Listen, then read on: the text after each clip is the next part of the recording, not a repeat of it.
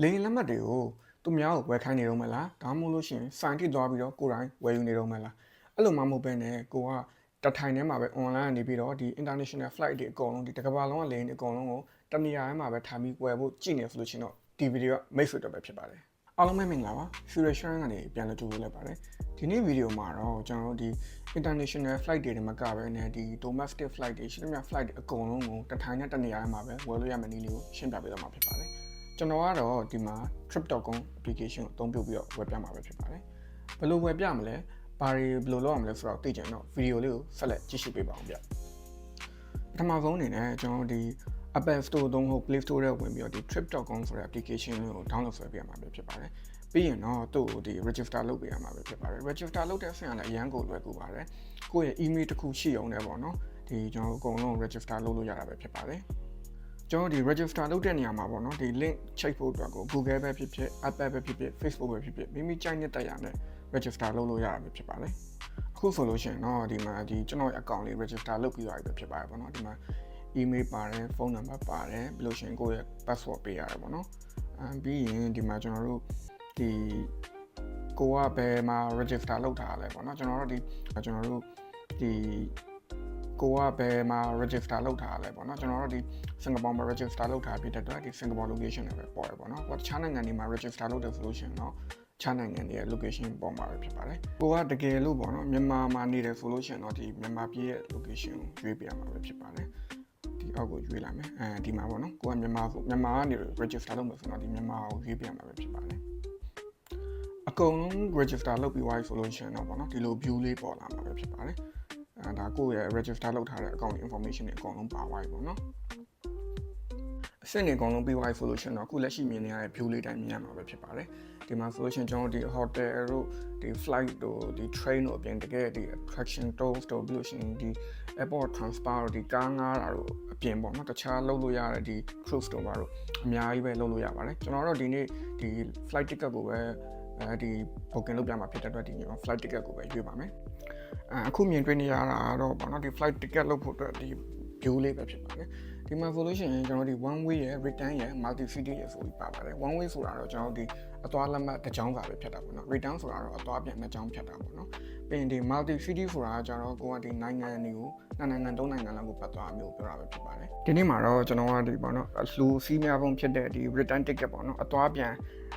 ်ဝယ်တဲ့ ticket နဲ့ကျွန်တော်ဥပမာပေးပြီးတော့မှဖြတ်ပြန်မှာပဲဖြစ်ပါတယ်ဒီမှာဆိုလို့ရှိရင်ကျွန်တော်ဒီဘယ်ဘက်မှာမြင်နေရတဲ့ဒီ Singapore ဆိုတာကကျွန်တော်ဒီကိုထွက်ခွာမဲ့ဒီလေဆိပ်ပေါ့နော်လေဆိပ်ရဲ့ဒီရက်ဖြစ်ပြီးတော့ဒီ BKK ဘန်ကောက်ဆိုနာဘူမီဆိုတာကျတော့ကျွန်တော်ဘန်ကောက်ကနေပြီးတော့မှဒီ Singapore ပြန်ထွက်လာမဲ့ရက်ကိုပြောတာပဲဖြစ်ပါတယ်တော့ဒီကျွန်တော်ဘယ်ဘက်တောင်ဖုံးမှာပေါ့နော်ဒီပေါ်နေတဲ့ဒီ Singapore Changi Airport ဆိုတာကျွန်တော်ဒီကိုယ့်ရဲ့ထွက်ခွာမဲ့ရက်ပေါ့နော်ထွက်ခွာမဲ့ရက်နဲ့ထွက်ခွာမဲ့လေဆိပ်ကိုပြောတာဖြစ်ပြီးတော့ဒီညာဘက်တောင်မှာမြင်နေရတဲ့ဒီ BKK ဘန်ကောက်ဆိုနာဘူမီ Airport ဆိုတာကျတော့ကျွန်တော်ဒီဘန်ကောက်ကနေ Singapore ပြန်လာမဲ့လေဆိပ်နဲ့ပြန်လာမဲ့ရက်ကိုပြောတာပဲဖြစ်ပါတယ်လို့ရှင်အောက်မှာ economy ဆိုပြီးတော့ပါပါတယ်အမှားကကျွန်တော်ဒီ economy premium economy business class first class ဆိုပြီးတော့ class တွေ၄ခုရှိပါတယ်ဒီ class တွေရဲ့အကြောင်းအသေးစိတ်ကိုကျွန်တော်နောက်မှအသေးစိတ်ဗီဒီယိုလေးထပ်ပြီးလုပ်ပေးပါမယ်ကိုကဈေးတက်တာနဲ့ပဲခရီးသွားခြင်းနဲ့ပြီးလို့ရှိရင် budget ကလည်းဒီ limit ရှိတယ်ဆိုလို့ရှိရင်တော့ကျွန်တော်ဒီ economy ကိုပဲဝယ်ဖို့အကြံပေးချင်ပါတယ်ဘာလို့လဲဆိုတော့ economy ကဒီ class ၄ခုရမှာဈေးတက်တာဆုံးနဲ့ဒီ budget ဈေးအဖြစ်ဆုံး class ဖြစ်လို့ပဲဖြစ်ပါတယ်ပေါ့နော်ဒီ economy ဆိုတာရဲ့ဘေးမှာပေါ့နော်ဒီကျွန်တော်သွားမဲ့လူရဲ့အရေးအတွက်ကိုရွေးမှာပဲဖြစ်ပါတယ် search ကိုနှိပ်လိုက်ပါမယ်ပြီးလို့ရှိရင်ကျွန်တော်ဒီမှာပေါ့နော်ဒီ date ရွေးရမှာပဲဖြစ်ပါတယ်ကိုသွားမဲ့ရက်နဲ့ကိုပြန်လာမဲ့ရက်ပေါ့နော်ဒီပြင် search ကိုနှိပ်ပါမယ်အခုဆိုလို့ရှိရင်တော့ကျွန်တော်ဒီ i need ရေးရပေါ့နော်ဒီတွားတဲ့လင်းလက်မှတ်တွေအချိန်နေနဲ့ဒီ airline တွေကြာလာပြီပဲဖြစ်ပါတယ်ဒီမှာဆိုလို့ရှိရင်သူကပေါ့နော် cheap up ဆိုတာကျတော့ဒီဈေးတက်တာပုံ line နေနဲ့အချိန်နေပေါ့နော်အခုကျွန်တော်ဥပမာအနေနဲ့ပေါ့နော်ထိတ်ဆုံးကတစ်ခုကိုကျွန်တော်ဝယ်ပြမှာပဲဖြစ်ပါတယ်ဒီဈေးလဲတက်တာပြီးတော့ဒီအချိန်ကလည်းပေါ့နော်မနက်ပိုင်းထွက်တာဖြစ်တဲ့အတွက်ကျွန်တော်အဲ့အချိန်ကိုရွေးလိုက်ပါမယ်သူကပေါ့နော်ဒီ airline ကတော့ဒီ Jetstar airline ဖြစ်ပါတယ် Jetstar airline ဖြစ်ပြီးတော့ဒီတွားမဲ့လေယာဉ်အမျိုးအစားတော့ဒီ Airbus 320ပဲဖြစ်ပါတယ်အခုဆိုရင်ကိုကဒီ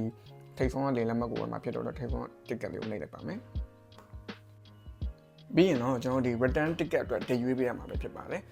ဒီနေရာမှာတစ်ခုတတိထားမှာကိုကဒီ extra charge ထပ်မပေးချင်ဘူးဆိုလို့ရှိရင်တော့ကျွန်တော်ဒီ$0ဆိုတဲ့အချိန်ကိုပဲရွေးပေးရမှာပဲဖြစ်ပါတယ်တခြားရွေးချယ်စရာမရှိပါဘူးအပြန်မှာဆိုလို့ရှိရင်တော့ကျွန်တော်ဒီ scoop Airbus 321 Neo ဆိုတဲ့ flight နဲ့ပဲပြန်လာမှာပဲဖြစ်ပါတယ်အဲ့ဒါဆိုလို့ရှိရင်တော့ဒီအောက်မှာပါတယ်ပေါ့နော်$169လေးနဲ့ပဲအသွားအပြန်အောင်စီးလို့ရမှာပဲဖြစ်ပါတယ်ပြီးလို့ရှိရင်ကိုကဒီ detail ကိုနှိပ်လိုက်ပါမယ်အဲ့ဆိုလို့ရှိရင်တော့ဒီ flight information detail ပေါ်လာပြီပဲဖြစ်ပါတယ်ဒီထိပ်ဆုံးမှာပါတဲ့9:15ဆိုတာကြတော့ဒီစင်ကာပူအချိန်စင်ကာပူ airport ကနေထွက်မဲ့အချိန်ဖြစ်ပြီးတော့8:40ဆိုတာကြတော့ဒီဘန်ကောက်အချိန်ဘန်ကောက်တဝနာဘူမီကိုစရောက်မဲ့လေဆိပ်အချိန်ပဲဖြစ်ပါတယ်အဲ့ဒါကိုကြည့်ပြီးသွားပြီဆိုလို့ရှိရင်တော့ကျွန်တော်တို့ဒီပေါ့နော် continue ကိုဆက်ပြီးနှိပ်ပါမယ်ကျွန်တော်တို့ဒီမှာ fair ကိုထပ်ပြီးတော့မှရွေးပြရမှာပဲဖြစ်ပါတယ်ပြီးလို့ရှိရင်တော့ဒီမှာ$169 $230ဆိုပြီးတော့နှစ်မျိုးရှိပါတယ်အဲ့နှစ်ခုကဘာကွာလဲဆိုလို့ရှိရင်သူ့ရဲ့ဒီ description လေးမှာရေးထားရပေါ့နော်သူက$169ဆိုလို့ရှိရင်သူက carry on package ပေါ့နော်ဒီ carry on package lane ပေါ်ကိုနဲ့တပါရဲတည်သွားလို့ရမယ်အဲ့တစ်လုံးကိုပဲယူလို့ရမှာပဲဖြစ်ပါတယ်အောက်မှာပါတယ်ဒီ$230ဆိုလို့ရှိရင်တော့ကျွန်တော်တို့ဒီ 20kg ပေါ့နော် 20kg အဲ့တစ်လုံးလဲထပ်ပြီးတော့မှအပူဖောင်းနေနဲ့ရမှာပဲဖြစ်ပါတယ်ကျွန်တော်တော့အခုပေါ့နော်$169တန်းနဲ့ပဲအစမ်းဝယ်ပြမှာပဲဖြစ်ပါတယ်ဒီမှာ solution အောက်မှာပေါ့နော် select လုပ်စရာနှစ်ခုရှိပါတယ်ဒီ air cancellation နဲ့ဒီ no flexibility ဆိုပြီးရှိပါတယ် air cancellation ကိုထပ်ပြီးတော့မှဝယ်မယ်ဆိုလို့ရှိရင်တော့ကျွန်တော်ဒီ+$37ထပ်ပြီးပေါင်းမှာပဲဖြစ်ပါတယ်ကျွန်တော်တော့ cancel လုပ်ဖို့အစီအစဉ်မရှိတဲ့အတွက်ဒီ no flexibility နဲ့ပဲဝယ်မှာပဲဖြစ်ပါတယ်အဲ့ဆိုလို့ရှိရင်တော့ထပ်ပြီးတော့ပို့ပေးစရာမလိုပါဘူးဒီနေရာမှာတော့ကျွန်တော်ဒီကိုယ့်ရဲ့ဒီ contact information ကိုဖြည့်ပေးရမှာပဲဖြစ်ပါတယ်ဒီမှာဆိုလို့ရှိရင် name ရယ် phone number ရယ် email ရယ်သုံးခုဖြည့်ပေးရမှာပဲဖြစ်ပါတယ်ကိုယ့်ရဲ့ email ကိုလည်းဖြည့်ပေးမှသာလျှင်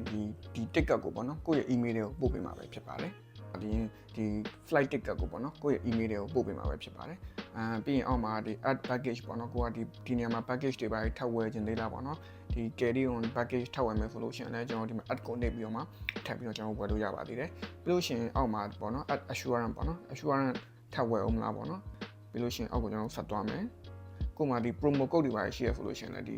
add နှိပ်ပြီးတော့ပေါ့နော်ဒီ promo code တွေပါထပ်ပြီးထည့်လို့ရပါတယ်ကျွန်တော်တော့မရှိတဲ့အတွက်အောက်ဆုံးမှာပါဒီ continue ကိုပဲဆက်ပြီးနှိပ်ပါမယ်တော့နောက်တစ်ခေါက်ထပ်မိတယ်ဒီ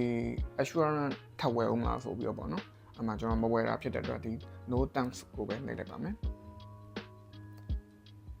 ပြီးရင်တော့ကျွန်တော်တို့ဒီ fluffy travel ဆိုပြီးတော့ထပ်ပြီးတော့မေးပါတယ်ဒီမှာဆိုလို့ရှိရင် care fee ပေါ့နော်ဒီ 80%